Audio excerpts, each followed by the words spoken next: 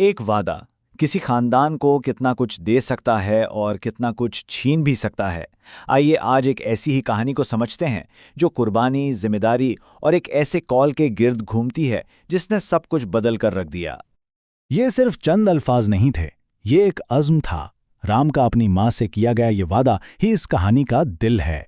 असल में यही वो कॉल है जो ना सिर्फ कहानी को आगे बढ़ाता है बल्कि हर किरदार की सच्चाई को भी हमारे सामने लाता है।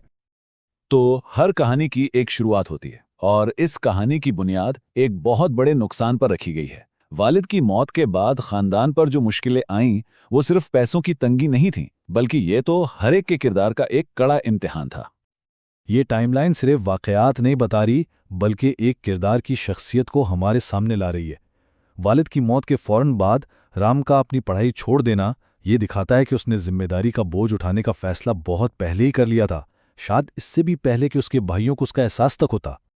अच्छा, अब कहानी कई साल आगे बढ़ती है और यहाँ हम देखेंगे कि वक्त के साथ साथ भाइयों के रास्ते और उनकी सोच कैसे एक दूसरे से बिल्कुल अलग हो जाती है। कई साल गुजर गए और दोनों छोटे भाई शहर में कामयाब हो गए, तो सब ठीक हो गया होगा, है ना? लेकिन कहानी यहाँ एक बहुत ही गैर मुतवक्के और सच कहें तो एक तल्ख मोड़ लेती है, क्योंकि कामयाबी हमेशा अपने साथ जिम्मेदारी का एहसास लेकर नहीं आती। यहाँ हमें दो बिल्कुल अलग दुनियाएं नजर आती हैं।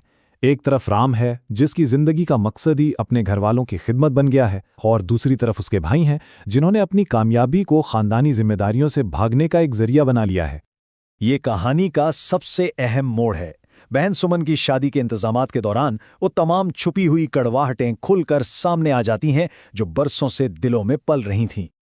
बज़ाहिर ये एक बहुत ही मुनासिब और सीधी सादी पेशकश थी कि खर्चे आधे आधे बांट लेते हैं, लेकिन यही वो लम्हा था जब माधो और श्याम के चेहरों से शराफत के नकाब उतर गए और कहानी अपने असल क्लाइमेक्स पर पहुंच गई।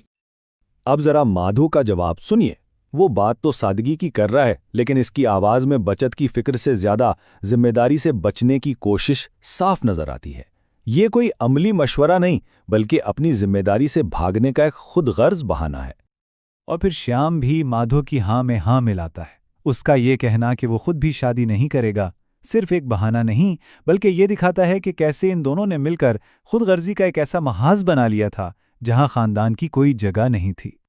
मैं 1 रुपया भी नहीं दूंगा, ये वो आखिरी अल्फाज थे जिसके बाद माधो और श्याम ने अपने खानदान से जैसे हर रिश्ता ही तोड़ दिया और उन्हें उनके हाल पर छोड़कर चले गए। ये सिर्फ पैसों से इनकार नहीं था, बल्कि हर जिम्मेदारी से मुकम्मल इनकार था। जहां उसके भाइयों ने मुंह मोड़ लिया, वहीं राम एक बार फिर अपने खानदान के लिए चट्टान की तरह खड़ा हो गया। उसने ना सिर्फ अपना वादा दोहराया बल्कि सारी जिम्मेदारी अकेले अपने कंधों पर उठा ली। यही वो लम्हा है जो उसके किरदार की असल मजबूती को जाहिर करता है। तो अब देखते हैं कि कहानी का इखलाकी नतीजा कैसे निकलता है। कहते हैं ना, जैसा बोगे वैसा काटोगे। तो अब देखते हैं किसके आमाल का क्या फल मिला।